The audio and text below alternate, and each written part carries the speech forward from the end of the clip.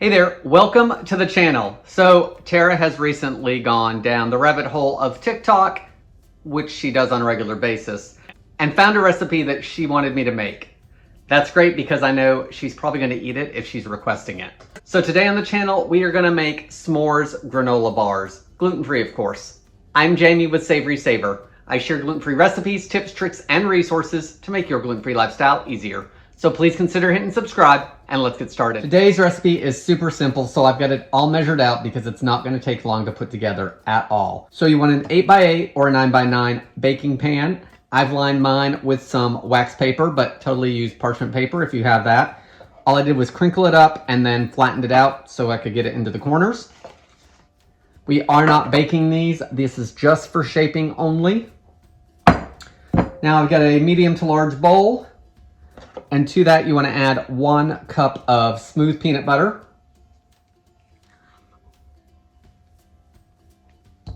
All right, and it's a little thick and we're going to mix this. So I'm going to microwave it just for a few seconds just to soften it up a little bit. Probably we're going to start with 10 to 15 and see how that works. All right, guys, it ended up being about 30 seconds and I'm just going to see how that works. It looks like it's smoothed out a little bit, so I think we'll be good.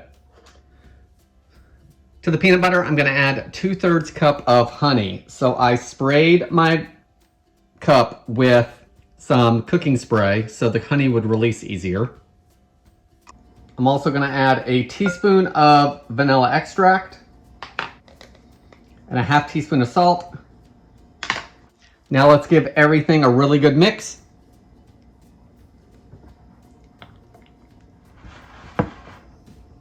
All right, guys, that looks pretty good to me. It only took a couple seconds to mix together. It actually did really well.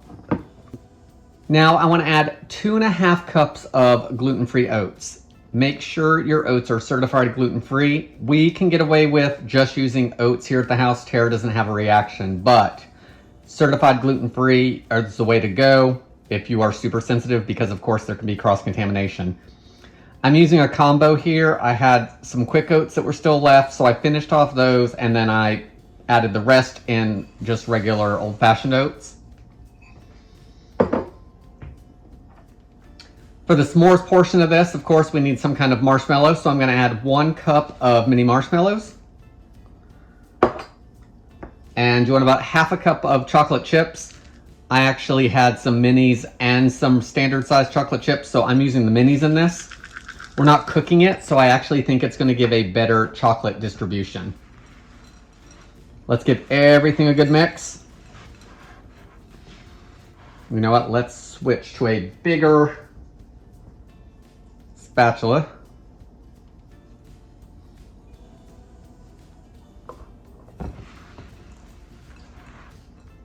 We probably actually needed a bigger bowl.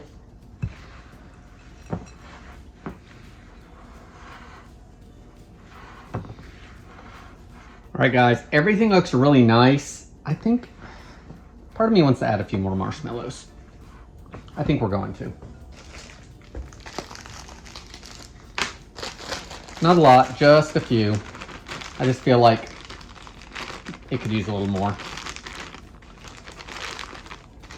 There we go. Stick those in.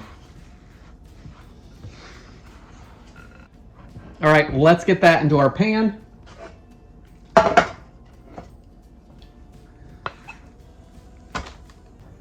You want to spread it out evenly.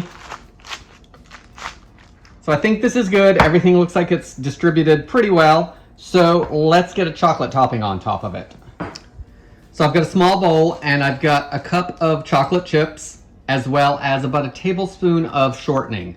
This will just help everything smooth out. If you don't want to use shortening, then coconut oil is fine, or you can leave it all out altogether. Just remember that the little bit of oil in there is going to help that chocolate melt and get a little smoother. Let's get this melted down. 20 to 30 seconds at about 50, maybe 75% power.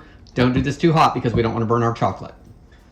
All right, guys, so it took probably a good 2 minutes doing 20 to 30 second intervals with 50% power. So it's all melted down, it's nice and smooth. So let's get it spread across the bars.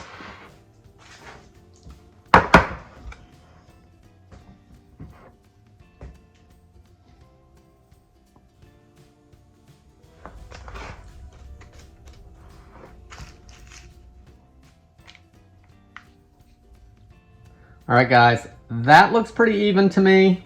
Everything is nicely covered for the most part. Little corner here and there. So let's get the chocolate firmed up. 1 to 2 hours in the fridge just until the chocolate hardens, and then we're gonna slice them up and give them a taste. All right, so it's been probably 1.5 to 2 hours that these have been in the fridge. Let's see if they come out of the pan. There we go. Very little cleanup. I like that.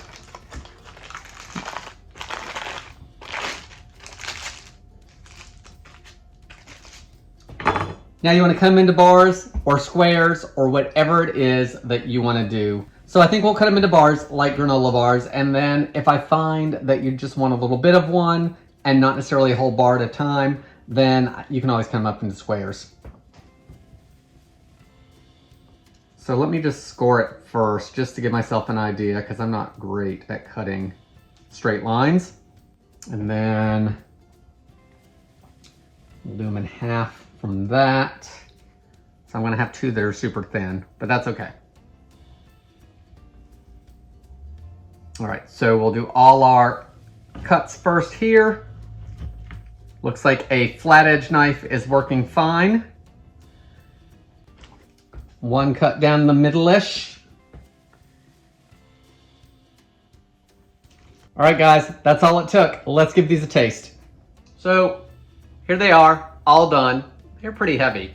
I almost think the granola bar would be changed into like chunks, but we'll see. So I can see my marshmallows in there, your chocolate chips, the peanut butter. They are pretty sticky, so I would say keeping them in the fridge may be a pretty good idea just to keep everything together. I don't think they're gonna melt, but I think that'll help with the stickiness. I also don't usually like things like this cold, so you might wanna try either way. Let's see how they taste.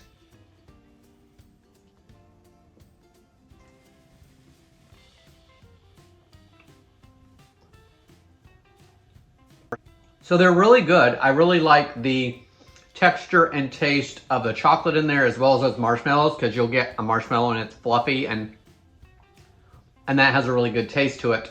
I will say they are pretty dense, so you may not need a whole bar if you're just wanting to snack on something.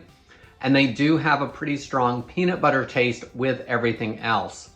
So remember, if you were getting like store-bought s'mores ones like Quaker or whatever that I do not think are gluten-free, I'm not positive. But if you were getting something like that, they're a lot drier. So the moisture level on these is definitely a lot different than a store-bought one. I really like them though. I will say, I think for a breakfast option, I can't lie, these may actually be a decent breakfast option for me. With all the oats in there, plus the peanut butter, you're getting that protein and you're getting the fiber from the oats. I don't think this is a bad breakfast option.